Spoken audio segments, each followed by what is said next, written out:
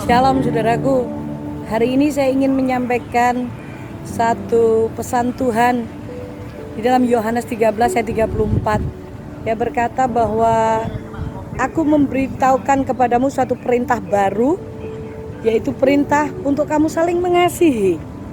Saudaraku, seperti Bapa mengasihi aku, demikian pula aku mengasihi kamu. Saudaraku, memang kayaknya perintah ini sepertinya mungkin kita anggap perintah yang biasa karena kita melakukan ya hidup ini seperti biasalah, saudara.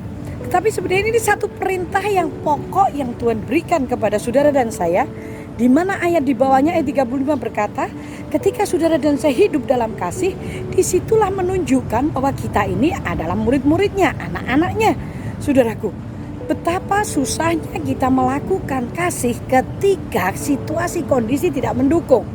Kalau situasi kondisi mengizinkan, mendukung kita, saya yakin saudara dan saya akan mudah saja memperhatikan. Tetapi sebenarnya mengasihi ini adalah memperhatikan beserta dengan rasa yang ada dalam diri kita, empati yang dalam, di mana seperti Tuhan memperhatikan saudara dan saya. Dia tidak pernah menghitung ketika saudara dan saya dalam kesukaran, ketika saudara dan saya dalam pemberontakan, Dia tetap mengasihi saudara dan saya. Nah, Tuhan ingin bahwa kasih ini menjadi sebuah gaya hidup saudara dan saya, sehingga hidupmu dan hidupku itu benar-benar mencerminkan Yesus. Ini karakter Allah sendiri, tidak akan pernah berubah, saudaraku.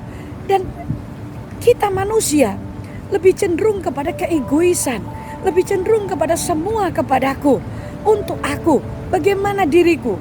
Saudara, ini dites ketika kondisi seperti ini, situasi kondisi COVID seperti ini semakin membludak, semakin gila-gilaan.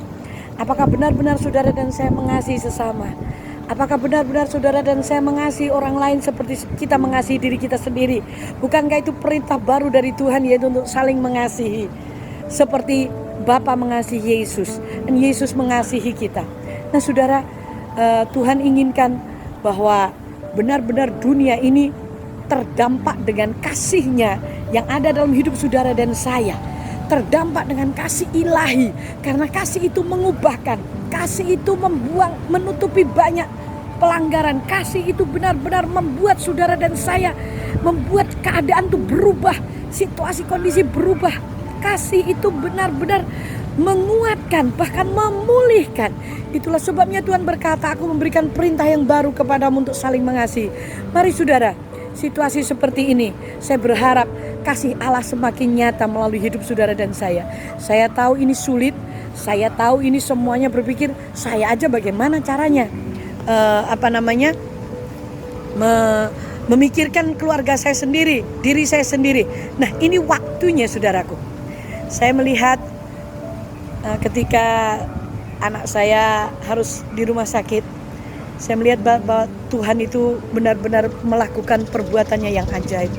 Saya tidak bisa apa-apa karena jarak, dan tidak mungkin saya harus bisa ke sana menjagai atau terus-menerus memantau dia.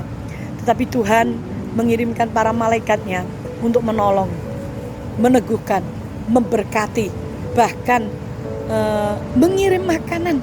Betapa Tuhan itu besar dan baik. Apa yang kita lakukan pasti tidak akan sia-sia, karena apa yang kita tabur pasti kita tuai, saudaraku. Ya, saya berharap saudara dan saya hidup dalam kasih. Yuk, saya berdoa. Bapa di surga, ajarkan kami hidup dalam kasih-Mu, karena itu merupakan perintah-Mu dan itu kerinduan hati-Mu, karena itu karakter-Mu Tuhan. Hamba percaya ketika kami semua yang mendengar, pemirsa hari ini, dikuatkan kembali, diingatkan kembali untuk hidup dalam kasih. Karena satu-satunya yang bisa mengubah dunia, yang bisa mengubah keluarga kami, bisa mengubah karakter kami, adalah kami masuk di dalam kasih-Mu.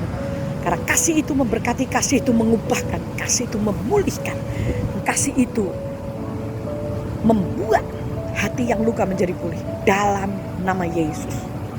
Amin. Tuhan memberkati saudara. God bless you.